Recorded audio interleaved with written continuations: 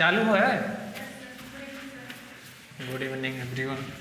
चलिए हम लोग नेसेसरी कंडीशन पता दिए थे ना, और सफिशिएंट भी समझा दिए थे। सफिशिएंट का प्रूफ कभी पूछा गया नहीं तो उसको पढ़ने से कोई फायदा है नहीं। आज हम लोग कुछ थ्योरम पढ़ेंगे जो कि बहुत ही इम्पोर्टेंट है और पूछा भी गया है। ठीक है, थ्योरम छोटा छोटा है, बहुत आसान है। अभी तक किसी को कोई प्रॉब्लम सब समझ में आ रहा है ना? एक क्वेश्चन था, आप लोग किए थे कुछ कि नहीं?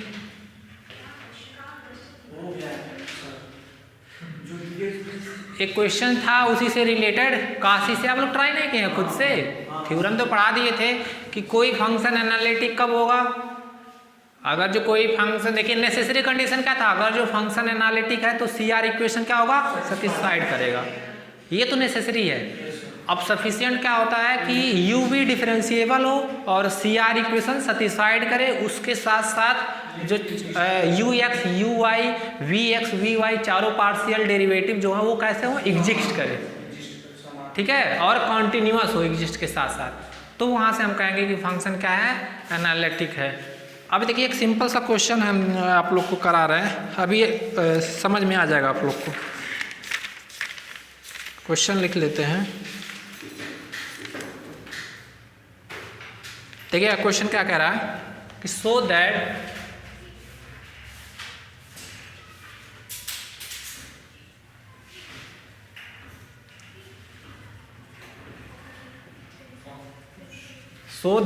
देखिए ध्यान से, सो दैट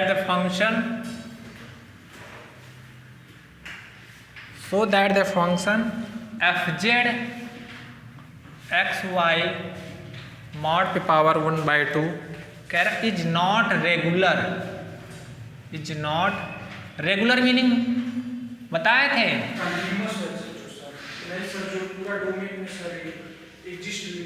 एनालिटिक फंक्शन का जब डिफिनेशन लिखवाए थे तो बताए थे वहाँ, कोई फंक्शन को चाहे एनालिटिक बोले चाहे रेगुलर या होलोमॉर्फिक, भूल गए?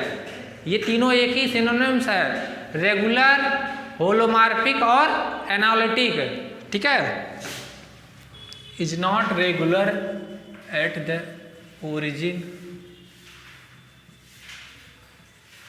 origin although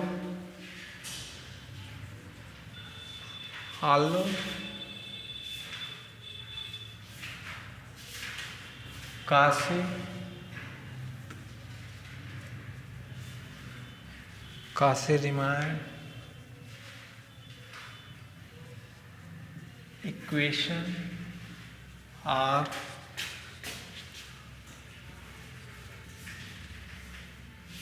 satisfied at the point।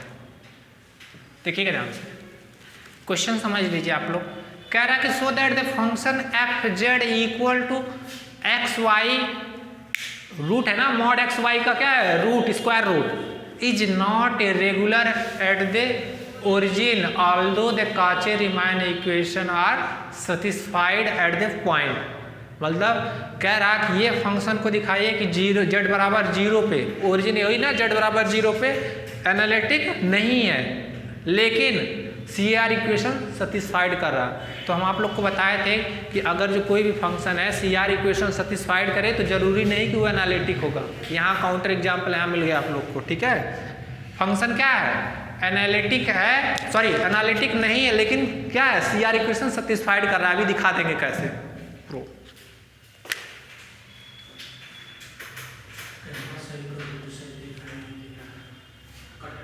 Cut रहा है, इसका सेटअप सही नहीं होगा तब।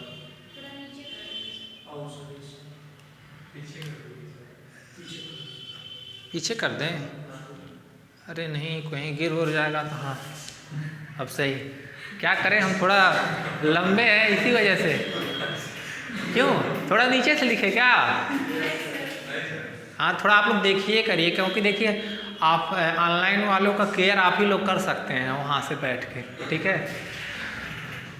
कह रहा कि ये फंक्शन दिखाइए क्या है, रेगुलर नहीं है। रेगुलर मतलब एनालिटिक नहीं है। चलो एफ जेड इक्वल टू क्या दिया है जी, हम एफ जेड इक्वल टू क्या लिखते हैं, u x y plus i we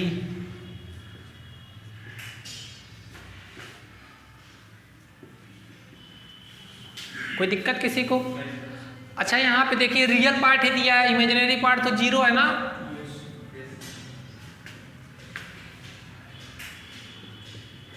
यहां लिख लीजिएगा आप लोग गिवन दैट यहां से u x y की वैल्यू क्या हो गई, x y पे पावर हाफ, ठीक है, मॉड है ये, मॉड x y पे पावर क्या है, हाफ। अब देखिए ध्यान से, इमेजिनरी पार्ट क्या है जी, 0 है ना। किसी को कोई प्रॉब्लम? सबसे पहले हम लोग को चेक करना है कि CR इक्वेशन सेटिस्फाइड कर रहा है कि नहीं। देखिए ध्यान से, तो u del u by del x definition क्या होता है लिख लीजिएगा, लिमिट, इसको ऐसे हमें h tends to 0 u 0 plus h 0 minus u 0 0 upon h, ठीक है। या इसी को ऐसे भी फॉर्म में लिख सकते हैं, limit x tends to 0 u x comma 0 minus u, इसको लर्न कर लीजिएगा आप लोग, ठीक है, ठीक है। चलिए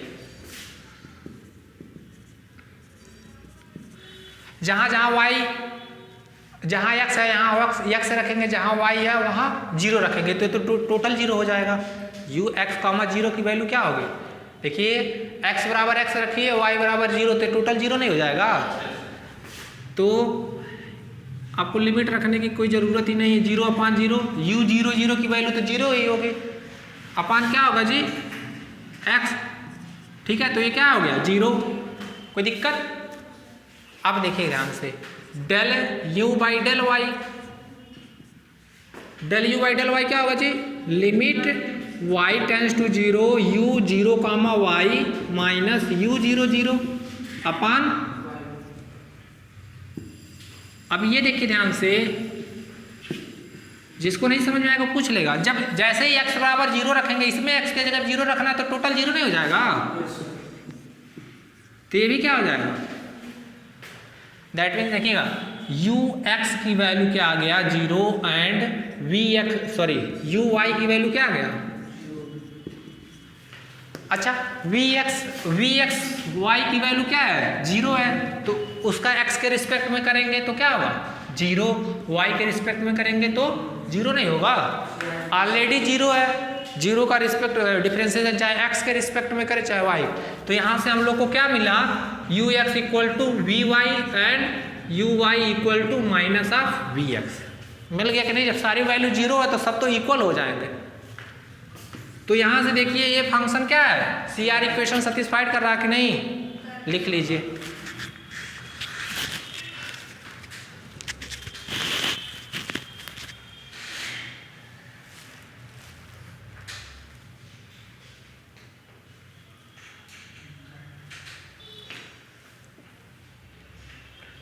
कौन है जिसको ओपन सेट और सिंगलटन सेट नहीं समझ में आ रहा है एम्पटी से?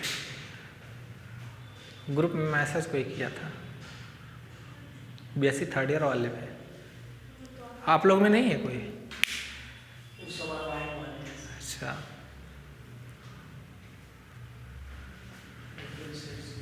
नहीं हमको लगा आप लोग हैं तो आप लोग का डाउट हम तो ले ही लेते हैं, कहीं से भी डाउट हो।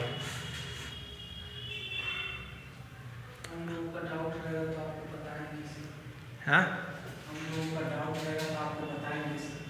हम बताने का मौका ही नहीं देंगे आप लोग को।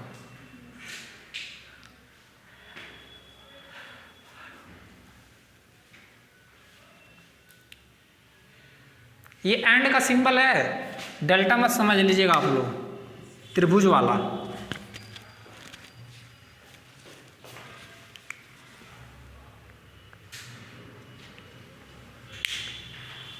हो गया जी? हाँ जल्दी जल्दी लिखिए आप लोग।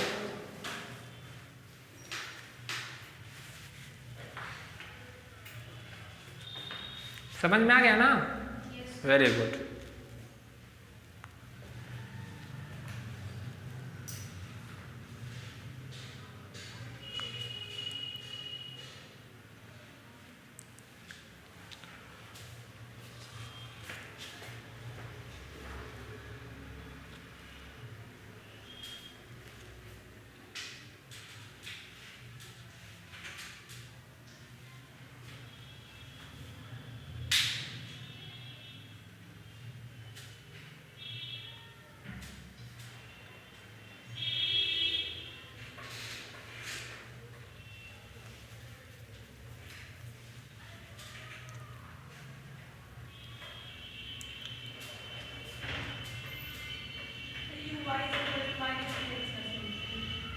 हाँ ये 0 इक्वल टू -0 नहीं लिख सकते। अरे देखिए ध्यान से, ये काची-रीमान इक्वेशन होता है। काची-रीमान इक्वेशन होता है ना, u x equal to u क्या है, वी वाई है ये, and u i equal to -vx। देखिए यू आई की वैल्यू क्या है 0, इसकी वैल्यू 0, 0 इक्वल टू 0 सेटिस्फाइड हो गया ना, 0 0 बस वही हम डायरेक्ट लिख दिए हैं, बस सी आर इक्वेशन लिख दें, सी आर इक्वेशन सेटिस्फाइड कर रहा।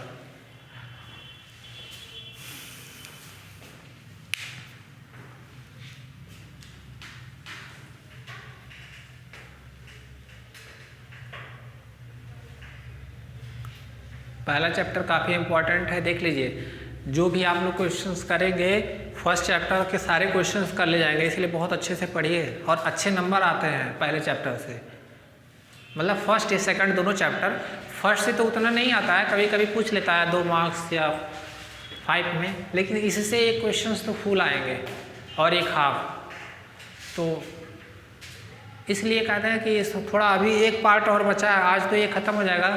सेकंड में हम आप लोगों को कंस्ट्रक्शन सिखा देंगे कि मतलब अगर जो किसी एनालिटिक फंक्शन का रियल पार्ट दिया गया तो इमेजिनरी पार्ट कैसे निकालेंगे, किसी फंक्शन का अगर जो रियल पार्ट दिया है तो कैसे फंक्शन कंस्ट्रक्ट करेंगे, वो सारी चीज़ें बता दिया जाएगा। बहुत ही आसान है, अभी तक तो जैसे कोई दिक्कत नहीं है ना।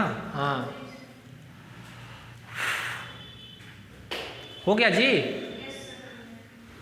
चलिए अब हम लोग को देखिए फंक्शन का कह रहा है कि function C R equation satisfied कर रहा है, ठीक है, और दिखाना है कि ये एनालिटिक नहीं है। एनालिटिक मतलब हम दिखा देंगे कि उस पॉइंट पे डिफरेंशिएबल ही नहीं है, ठीक है, लिमिट एग्जिस्ट नहीं करेगा। कितना आसान है, आप लोग खुद कर लेंगे।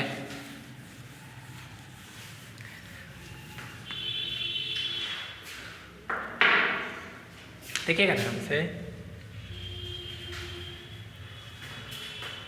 एफ डैश 0 पे निकालना है ना, तो क्या निकालेंगे, limit z tends to 0 f z minus f of 0 upon z माइनस 0 होगा कि नहीं फॉर्मूले से। अब देखिएगा ध्यान से, limit z tends to 0 f z की वैल्यू क्या है जी, x मॉड एक्स वाई के पावर हाफ, ठीक है, इसकी वैल्यू तो 0 ही होगी अपान z। कोई दिक्कत, लिमिट यहाँ लिख सकते हैं क्या, x tends to 0 y tends to 0 x y पे पावर 1 मॉड x, और यहाँ क्या लिख सकते हैं x प्लस आई वाई। कोई दिक्कत। अब हम एक बात चूज कर रहे हैं, कोई भी क्या कर रहे हैं, इफ z टेंस टू 0, कोई भी जब अगर जो z 0 पे टेंड करेगा तो 0 से जाने के लिए रास्ते बहुत हैं। वी चूज 1 पाथ चूज कर रहे हैं, y बराबर mx चूज कर सकते हैं, बिल्कुल। देखिए 0 से ही पास होता है ना y बराबर mx, तो कह रहा है जब z 0 पे टेंड करेगा तो 0 से जितने जाने वाले रास्ते हैं हम उनमें से कोई भी एक रास्ता चूज कर सकते हैं। तो हम y बराबर mx क्या कर लिए, चूज कर लिए, ठीक है। तो पुट कर दो जी,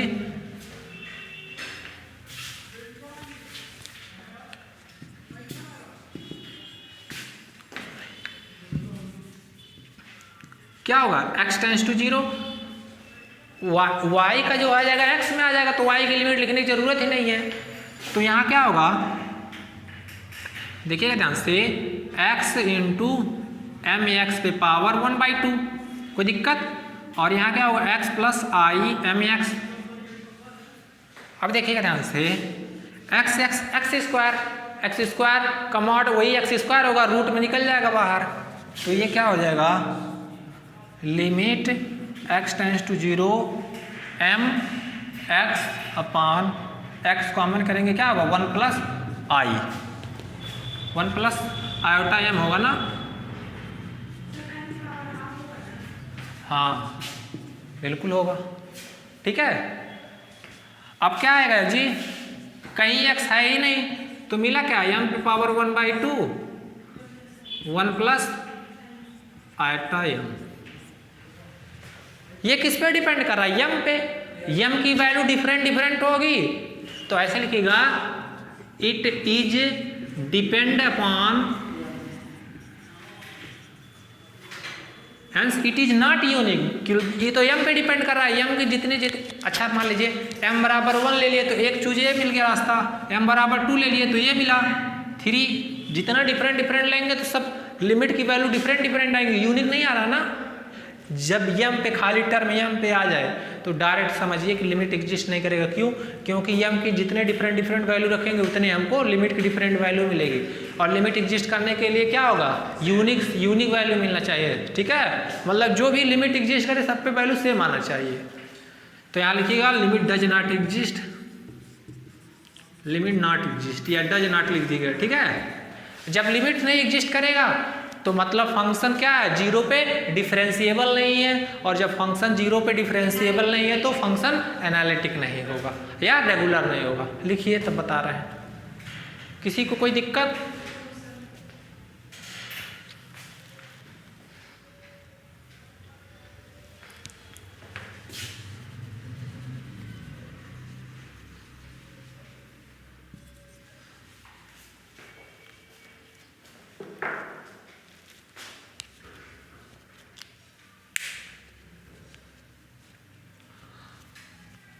हम लोग टेंशन पड़ रहा है।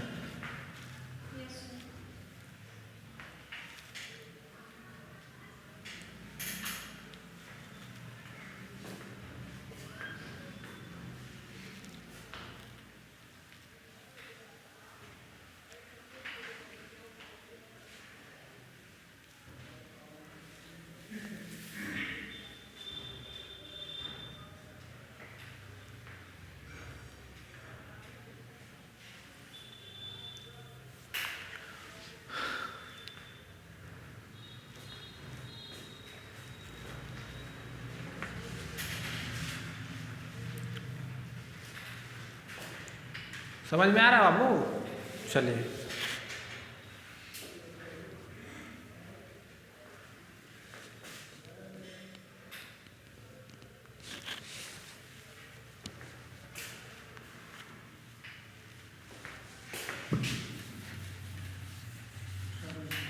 एक मिनट जैसे आप लोग समझ लीजिए, m पे कंफ्यूज हो रहे हैं। जैसे m बराबर 1 ले तो कौन सा लाइन मिलेगा, ये 1 नहीं रहा है। ठीक है, m बराबर 2 लेंगे तो कौन सा लाइन मिलेगा, ऐसे कुछ बढ़ेगा ना, y बराबर 2x, m बराबर 3। तो देखिएगा जैसे जैसे m की वैल्यू हम ले रहे हैं, इस जब यहाँ m बराबर रखेंगे दूसरी वैल्यू आएगी, तीसरी ऐसे। ठीक है, डिफरेंट मिलेगी, वही हम कह रहे थे। लिख लीजिए।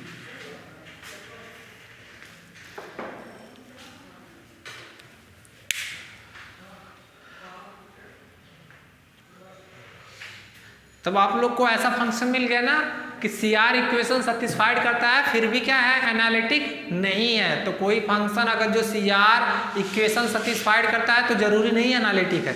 इसीलिए CR इक्वेशन सेटिस्फाइड करना क्या है, नेसेसरी कंडीशन। समझ में आ गया? फंक्शन एनालिटिक है तो CR इक्वेशन पक्का होल्ड करेगा, और CR इक्वेशन होल्ड हो तो जरूरी नहीं कि फंक्शन एनालिटिक है।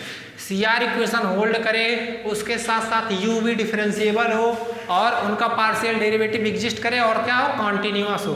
तब इतना होने के बाद तब हम कहेंगे फंक्शन एनालिटिक है। ये सफिशिएंट कंडीशन होता है। हो गया?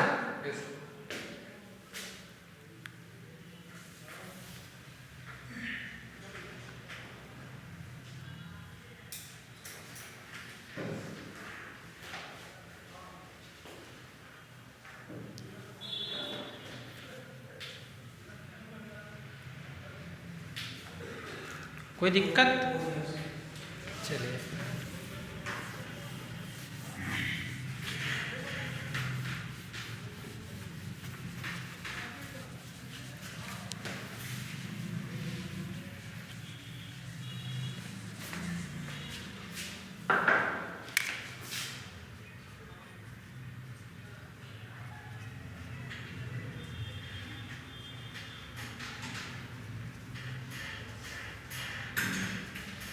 prove that and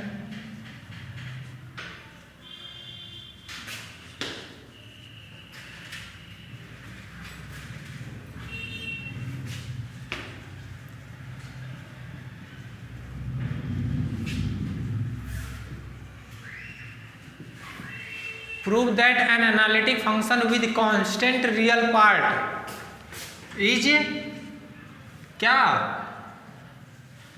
अरे भाई बोलो कांस्टेंट। थ्योरम का मीनिंग समझा दे रहे हैं आप लोग को। देखिए सबसे पहले ऐसे नहीं पढ़ना है कि कोई भी थ्योरम लिखवा दे उसको चलो रट लो, बिल्कुल नहीं। सबसे पहले हम लोग थ्योरम की मीनिंग समझेंगे कि थ्योरम कहना क्या चाह रहा है।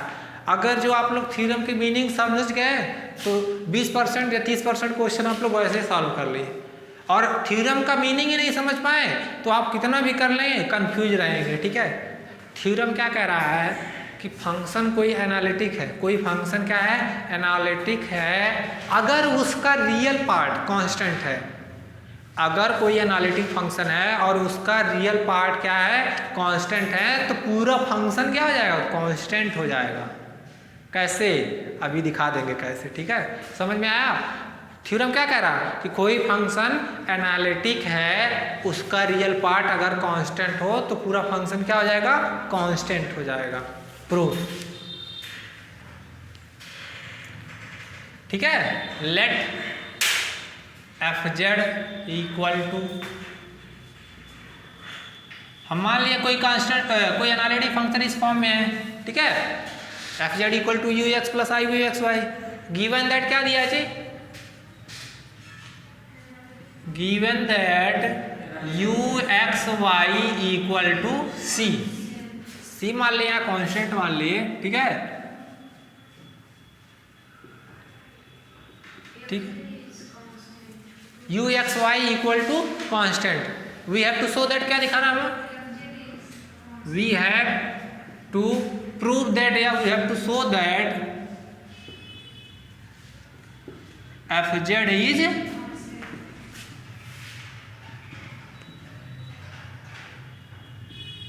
ठीक है, देखिएगा ध्यान से, if u x y equal to c दिया है, कांस्टेंट मान ले रहे हैं। ठीक है, कांस्टेंट सी, तो del u by del x क्या होगा जी, 0 होगा ना, and del u by del y क्या होगा, किसी को कोई प्रॉब्लम? अच्छा देखना ध्यान से, फंक्शन क्या दिया है, एनालिटिक दिया है, तो सी आर इक्वेशन तो होल्ड करेगा। क्यों? अगर कोई फंक्शन एनालिटिक है तो सी आर इक्वेशन होल्ड करेगा पक्का। ठीक है, तो क्योंकि दिखना यहाँ गिवन दैट, इसको तो जर्मन लैंग्वेज में लिख दिए हम, कुछ समझ ही नहीं पाएगा। Given that f z is analytic, this implies that CR equation hold या satisfied को। ठीक है, that means क्या होगा जी, del u by del x equal to del v by del y, और del u by del x की value क्या है, 0 है, तो del v by del y की वैल्यू क्या आ जाएगी, 0 हो जाएगी। And del u by del y equal to minus del v by del x, इसकी वैल्यू क्या है, 0, तो इसकी वैल्यू क्या होगी, यहाँ से हमको क्या मिला, del v by del y equal to 0 and del v by del x equal to 0। इसको दोनों तरफ इंटीग्रेशन करो किसी का भी तो तुम्हारा क्या मिलेगा जी, इंटीग्रेशन करोगे तो कांस्टेंट नहीं मिलेगा। अच्छा, u कांस्टेंट v कांस्टेंट दोनों का सम क्या होगा, और एफ जेड क्या है, दोनों का सम है ना। नहीं समझ में आप लोग को, एक मिनट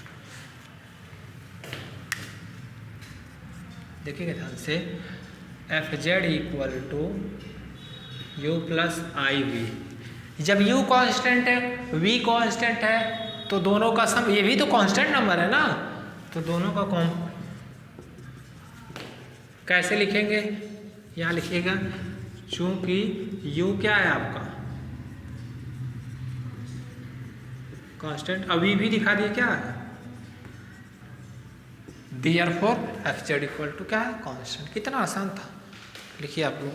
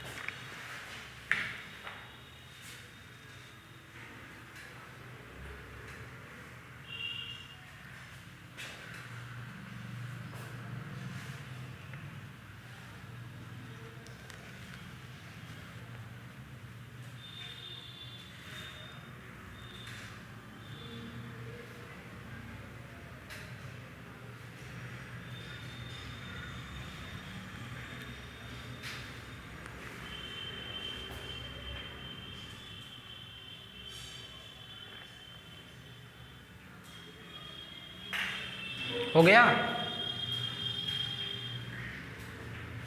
अब कोई है ऐसा जिसको समझ में ना आया हो?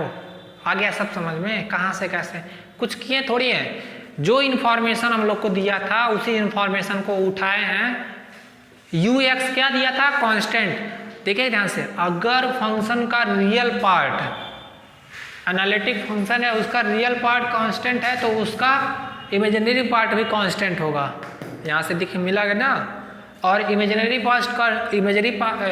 पार्ट कांस्टेंट हो तो रियल पार्ट भी होगा। तो कोई फंक्शन अगर जो एनालिटिक है उसका कोई चाहे रियल चाहे इमेजिनरी पार्ट है, अगर जो कांस्टेंट हो तो वहाँ से हम लोग दिखा सकते हैं कि पूरा फंक्शन क्या हो जाएगा? कांस्टेंट हो जाएगा। मान लीजिए कभी घुमा दे थ्योरम को, वहाँ रियल पार्ट ना लिख के इमेजिनरी कर दे तो कैसे करेंगे? सेम प्रोसेस ना। तो यहाँ से जहाँ u x del u by del x zero था, वहाँ क्या हो जाएगा? Del v by del x zero, del v by del y zero. फिर सी आर इक्वेशन अप्लाई करेंगे, फिर यहाँ देखेंगे कि del u by del x zero हो जा रहा है और del u by del y zero हो जा रहा है। फिर एक बार इंटीग्रेशन करेंगे तो यहाँ से एक कांस्टेंट निकल जाएगा। ठीक है, कोई दिक्कत? ये लाइन समझ में आया ना कैसे होता है? बस मिटाएं।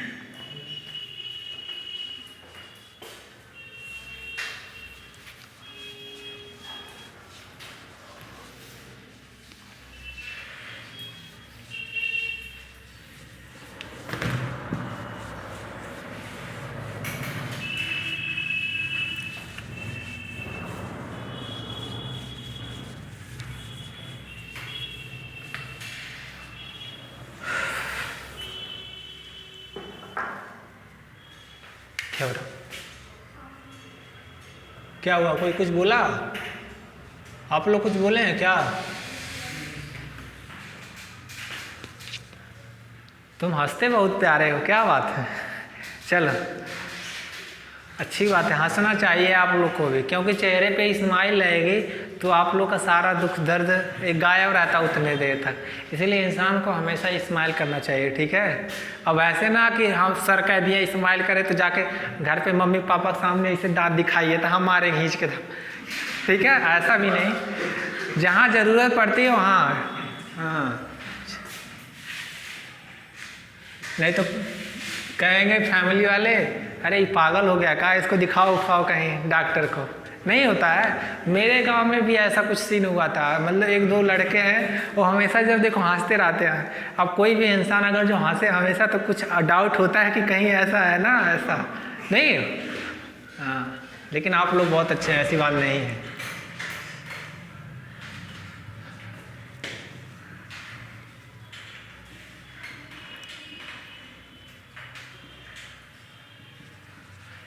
if fz is an analytic function with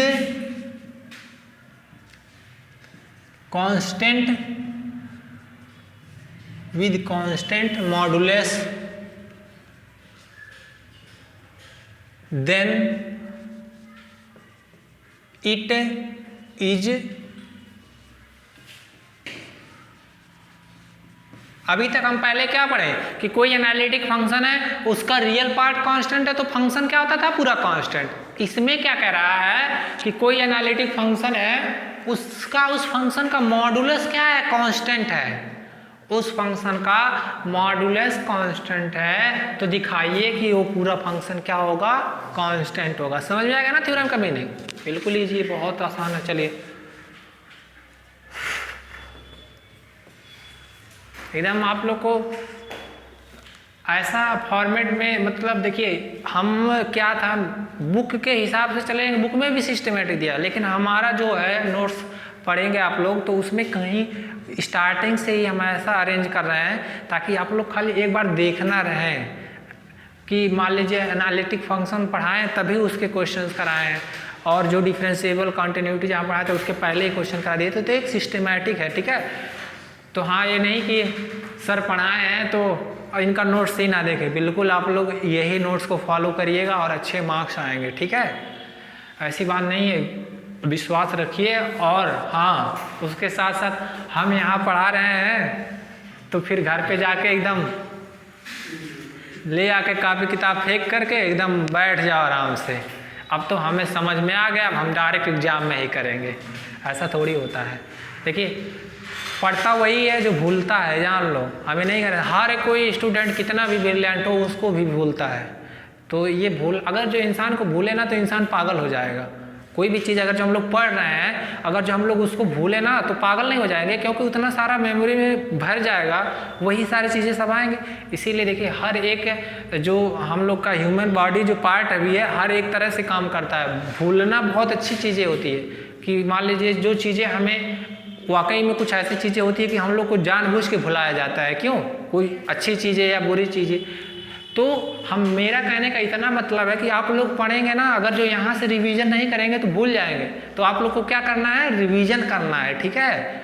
10 minute जाके दे देंगे तब भी तैयार हो जाएगा।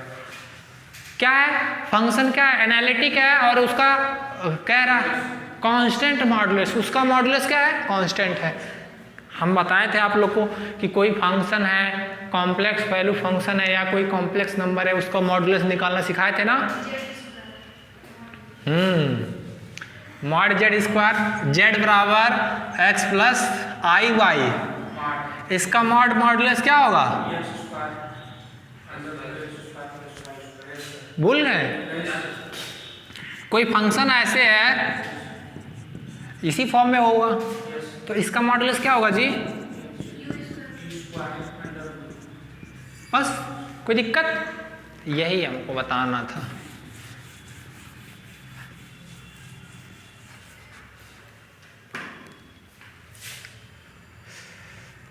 लेट एफ जेड बराबर u plus i v be an analytic function, लिख लीजिए।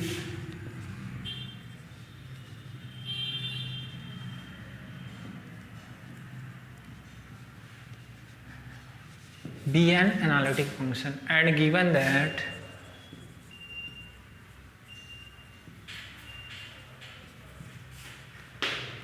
क्या दिया है, एफ जेड का मॉड क्या दिया है, कांस्टेंट, ठीक है। That means u square plus v square की वैल्यू क्या दिया है, सी मान सकते हैं, कोई दिक्कत? दोनों तरफ स्क्वायर करेंगे तो क्या मिलेगा जी, u square plus v square equal to c square, ठीक है। अब क्या कर रहे हैं, इक्वेशन फर्स्ट का एक बार x के रिस्पेक्ट में पार्शियली डिफरेंशिएशन कर रहे हैं, एक बार y के रिस्पेक्ट में। लिख दे कि आप लोग लिख नहीं पाएंगे? अरे भाई सब हम ही सब कुछ कर दें, बना के हलवा भी दे रहे हैं और हम खिला भी दें। अरे आप लोगों को तो खाना पड़ेगा ना। चलिए लिख भी दे रहे हैं, कोई बात नहीं। डिफ्रेंशिएटिंग, इसका मतलब डिफ्रेंशिएटिंग इक्वेशन, डिफ्रेंशिएट पार्शियली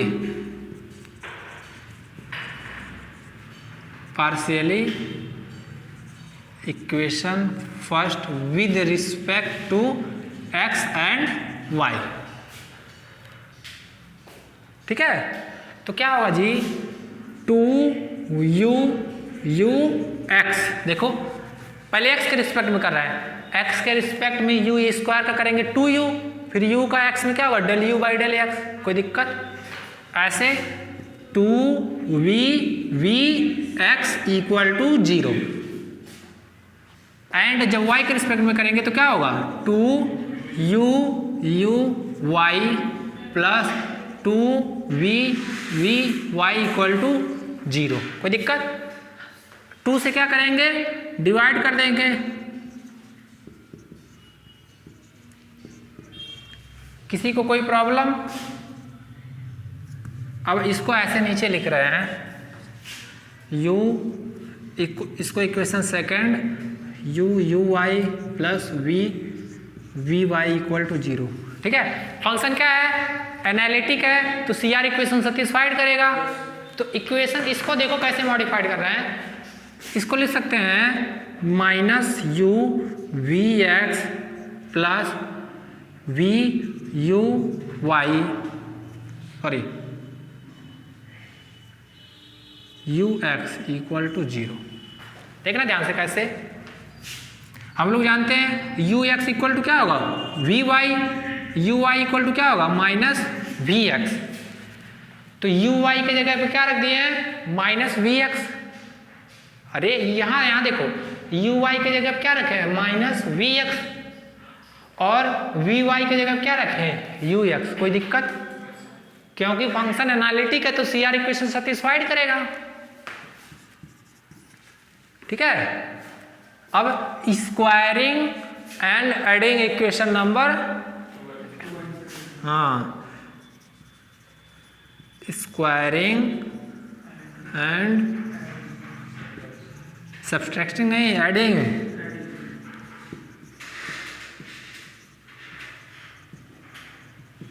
देखिएगा ध्यान से, तो क्या होगा जी u of u x plus v of v x का whole square plus minus u v x plus v u x का होल स्क्वायर, इधर का 0 का स्क्वायर 0, 0 का स्क्वायर 0, कोई दिक्कत, ब्रेक कर दो।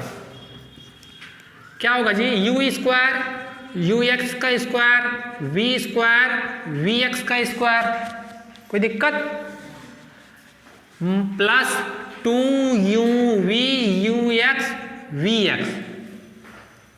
दूसरा वाला ये क्या हुआ u स्क्वायर v x का square v square u x का square minus 2u v u x v x, ये टर्म कैंसिल, कोई दिक्कत।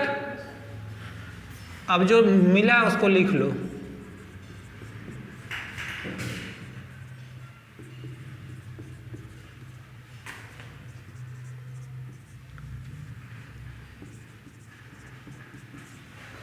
इतना लिखो तो बताते हैं। ज़्यादा नीचे हो गया क्या, दिख रहा है।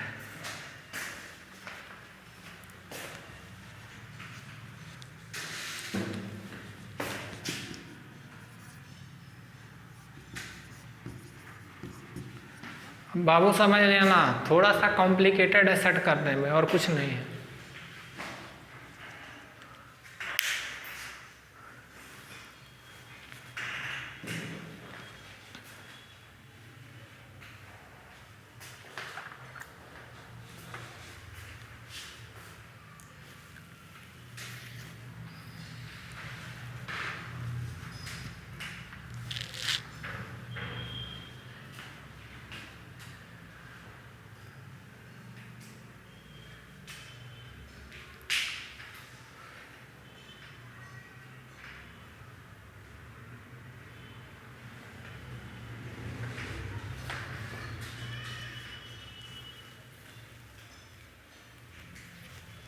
हो गया जी।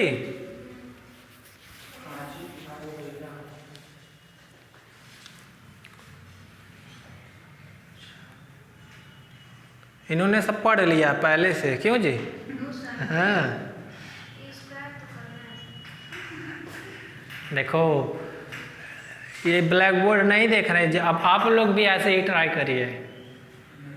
हम भी जब पढ़ते थे तो हम भी सोचते थे कि हम भी बिना देखे करेंगे, और फिर बाद में बीच में जाके गलत कर देते थे।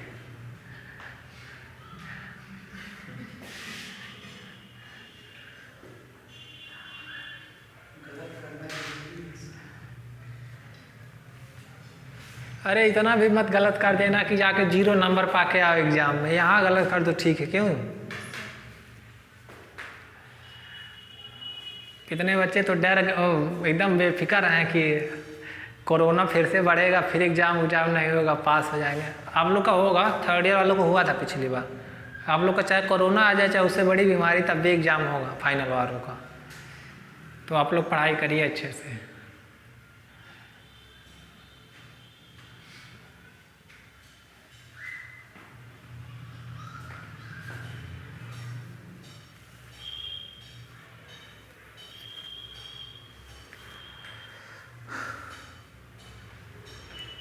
हो गया जी? अब इसके आगे क्या करेंगे?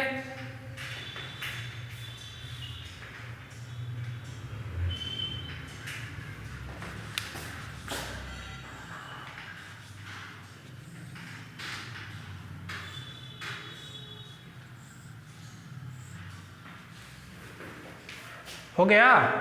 अरे आप लोग मत ऐसे करिएगा, हम बस आप लोग को समझने के लिए किए हैं। देखिएगा ध्यान से, ये first term and fourth term देखिए, दोनों में ux² है ना, और ये दोनों देखिएगा यहाँ दोनों क्या है, vx² है। ऊपर का मिटाएं। अरे बड़ा पीछे हो भाई तुम, लिखो जल्दी जल्दी।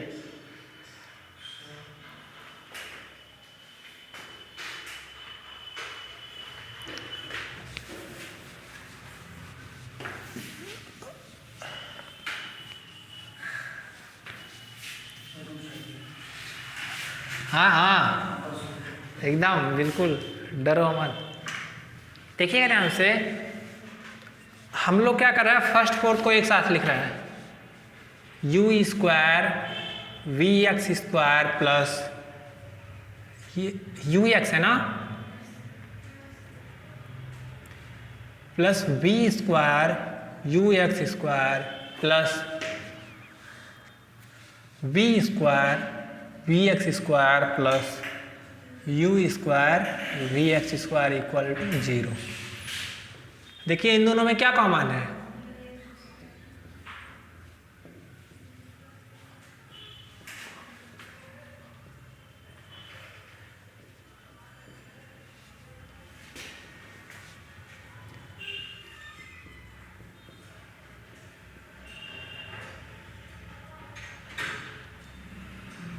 ये तो कांस्टेंट c² मान के चले थे।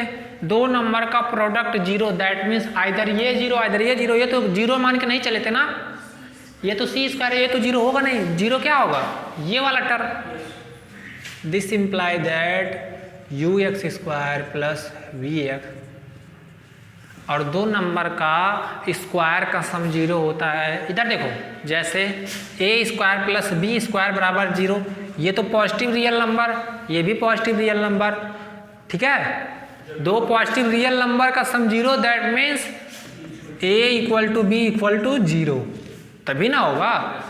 दो पॉजिटिव रियल नंबर का सम 0, दैट मीन्स दोनों क्या होना चाहिए, 0 होना चाहिए। तो यहां से क्या इंप्लाई करेगा जी,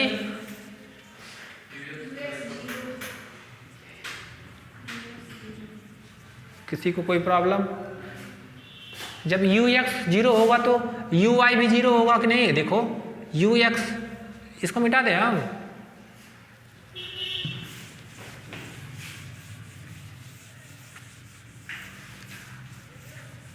अब CR इक्वेशन से क्या होता है जी, ux इक्वल टू vy और uy इक्वल टू vx। तो जब ux equal to 0, that means uy भी इक्वल टू 0 नहीं होगा।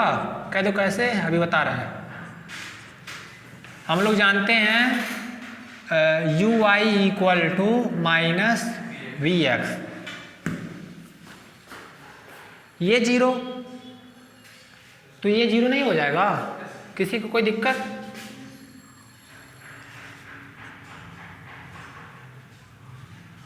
You i equal to v x, नहीं, u x equal to v y, u y equal to minus v x, ठीक है। तो यहां से क्या मिला? U x u y equal to 0, ठीक है। एफ जेड इक्वल टू क्या था जी? U plus i iota v. इसको क्या करो? एफ के रिस्पेक्ट में डिफ्रेंसिएशन करो, एफ डैश जेड, ये क्या होगा? यू एक्स आई के एक्स के रिस्पेक्ट में, ये 0 ये 0, तो ये क्या होगा? 0 हो जाएगा। जब किसी फंक्शन का डेरिवेटिव 0 हो जाता है, नहीं, दो चीज़ देखना, हम लोग बात कर रहे हैं एनालिटिक फंक्शन ना, तो एनालिटिक फंक्शन के लिए हमेशा क्या हो? एक अपने रीजन में ओपन कनेक्टेड सेट में, और जब कोई फंक्शन ओपन कनेक्टेड सेट में अगर जो उसका डेरिवेटिव 0 होता है तब फंक्शन कांस्टेंट होता है, ठीक है। तो यहाँ से हम लोग डायरेक्ट बोल देंगे, इंटीग्रेशन करेंगे तो क्या आएगा?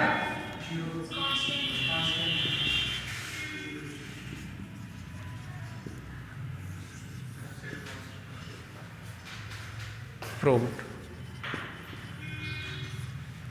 लिख लीजिए।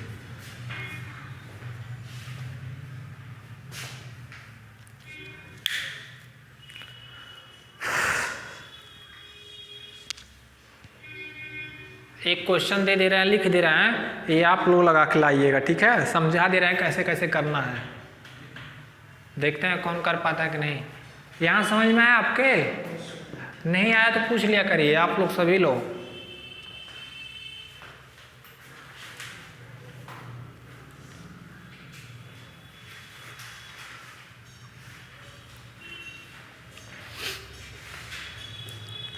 ऑनलाइन वालों को स्ट्रेंथ बढ़ रही है, ऑफलाइन वालों को बढ़ ही नहीं रहा। ऑफलाइन वाले तो घट रहे हैं।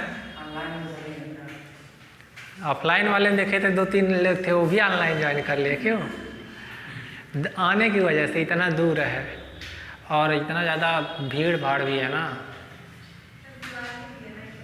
हाँ, दिवाली में घर वर भी जाना है आप लोग को कि नहीं? सब किसी का घर यहाँ नहीं है गोरखपुर में, सबका घर गोरखपुर में, तब क्या आता हो आप यहीं रहिए। और सबका घर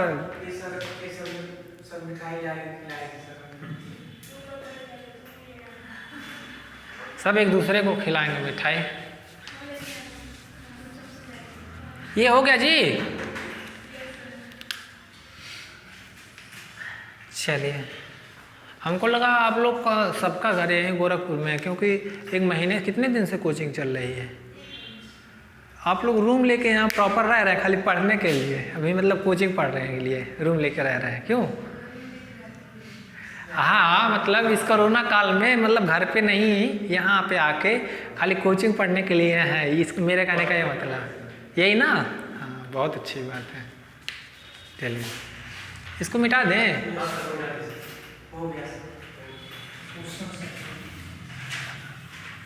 वो थक गए क्या? हाँ, अभी सेकेंड ईयर वाला अभी क्लास लेना है, बस क्वेश्चन दे दे रहे हैं, आप लोग समझा दे रहे हैं कैसे करना है, ठीक है।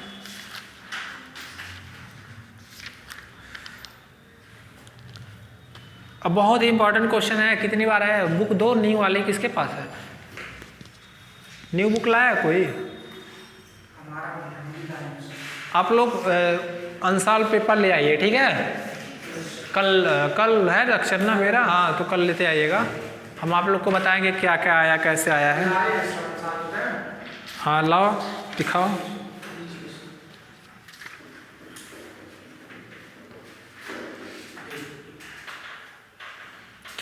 देखिए जितने भी क्वेश्चंस कराए हैं सब आया है, एक भी ऐसा नहीं है कि नहीं आया है।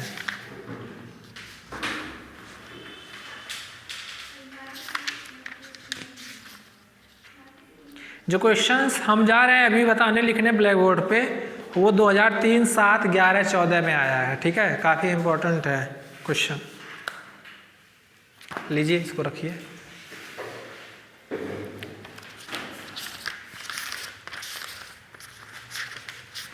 प्रीवियस ईयर में है ना, प्रीवियस ईयर का पेपर इसमें।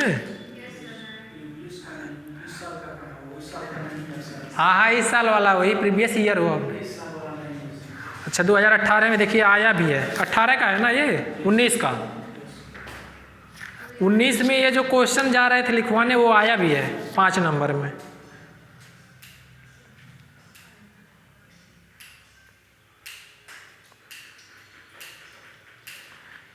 तो देख रहे हैं कितने नंबर का आया है बस।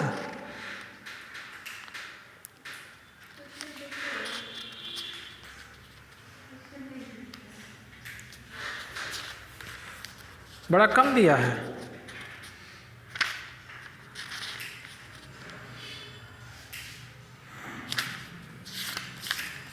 और इसके पहले वाले में सबके पास है ना, सब ले लीजिए। अनसॉल्व ही नहीं मिल रहा।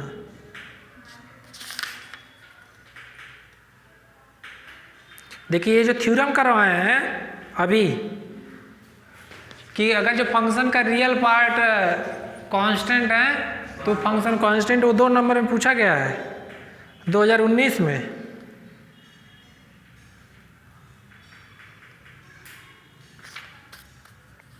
कैलकुलस का वेरिएशन से अच्छा क्वेश्चन पूछ रहा है। और 10 नंबर में काचे डिराइव काचे Riemann equation in polar form, 5 number में छोटा सा करवाए थे पोलर फॉर्म वाला। अच्छा वो प्रूव नहीं करवाए हैं, करवा दे रहे हैं तब ठीक है, बहुत आसान है। हमको लगा करा दिए हैं तो बताना चाहिए ना आप लोग को। चलिए उसको कल ही करा देंगे ठीक है। हाँ लिख दे रहे हैं क्वेश्चन, हमको लगा उसी दिन हम करा दिए हैं। बता रहा है अनसॉल्व सभी लोग ले लीजिए ठीक है।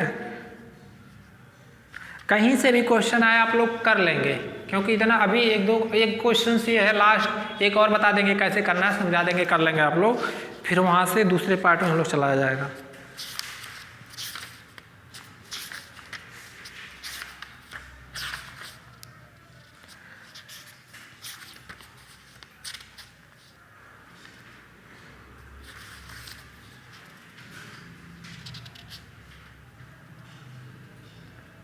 देखिए एक क्वेश्चन तो पक्का आएगा, लीजिए एक क्वेश्चन तो पक्का आएगा ठीक है। इससे और भी आ सकते हैं, लेकिन इस पिछली बार ध्यान से, पिछली बार बहुत कम पूछा गया है तो इस बार पक्का अच्छा नंबर आएगा इससे। पिछली बार इससे कम क्वेश्चन पूछे गए हैं तो इस बार अच्छे नंबर। 2020 का पेपर ही नहीं है ना, 2020 का पेपर, 2020 का पेपर मैं मांग के आप लोग को दिखाता हूँ ठीक है। आप लोग को 1-2 दिन में देखिए, हम आज व्यवस्था करते हैं, देखते हैं 2020 में अच्छा आया होगा। Prove that function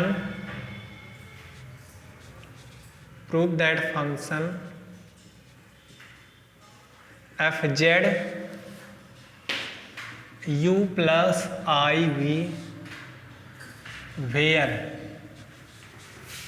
f z equal to दिया क्या, देखिएगा ध्यान से, x cube 1 plus iota minus y cube 1 minus iota upon x square plus y square.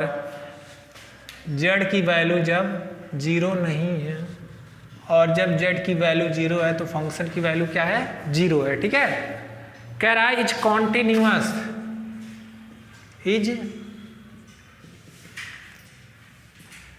Is continuous and that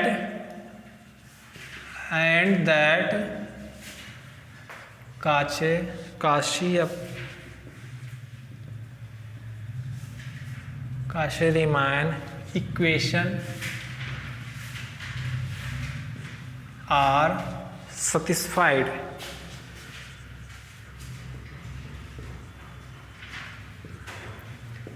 at the origin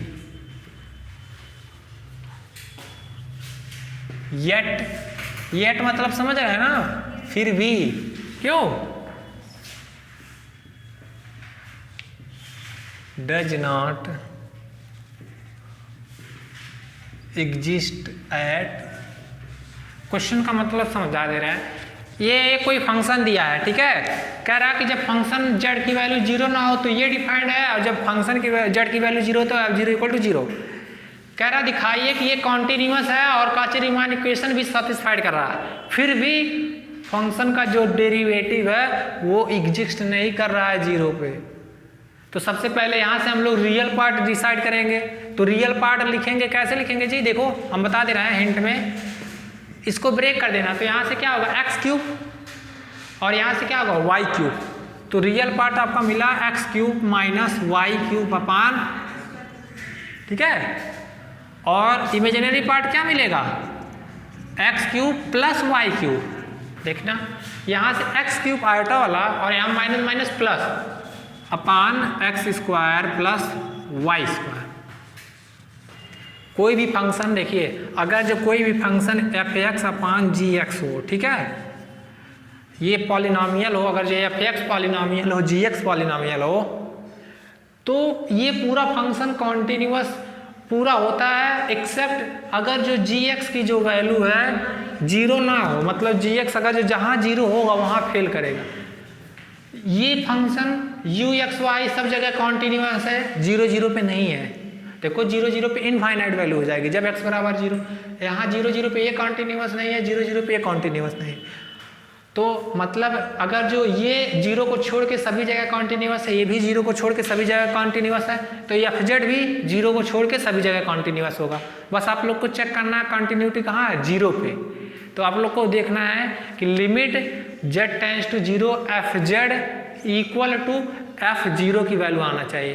that means 0 पे continuity check करने के लिए यही आप लोग को चेक करना है ना। अगर जो इन दोनों की वैल्यू सेम आती है तो फंक्शन क्या होगा, कॉन्टिन्यूअस हो जाएगा। 0 पे भी हर जगह तो कॉन्टिन्यूअस है, कहाँ चेक करना, खाली 0 पे। तो अगर जो 0 पे कॉन्टिन्यूअस तो बोल देंगे कि पूरा होल पे कॉन्टिन्यूअस। CR इक्वेशन इसका वही फॉर्मूला लगाएंगे, चारों की वैल्यू सेम आएगी, ठीक है। अब f test z does not exist, same 2 path choose करिएगा, कोई भी 2 पाथ चूज करिएगा, ट्राई करिएगा, नहीं होगा तो हम बताएंगे, ठीक है।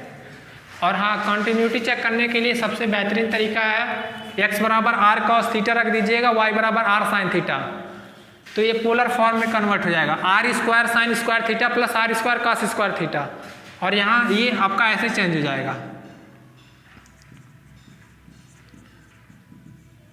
साइन क्यूब थीटा कह दीजिए, बता रहे देखिए, यहाँ x बराबर आर कॉस थीटा, y बराबर आर साइन थीटा, तो r square cos square theta plus r square sine square theta, r square बाहर करेंगे, cos square theta plus sine square theta की वैल्यू 1, तो यहाँ नीचे डिनोमिनेटर में आर स्क्वायर, और ऐसे r cube cos cube theta minus r cube sine theta, r cube बाहर करेंगे तो आर स्क्वायर कटेगा, आर क्यूब, तो यहाँ आर ही बचेगा ना।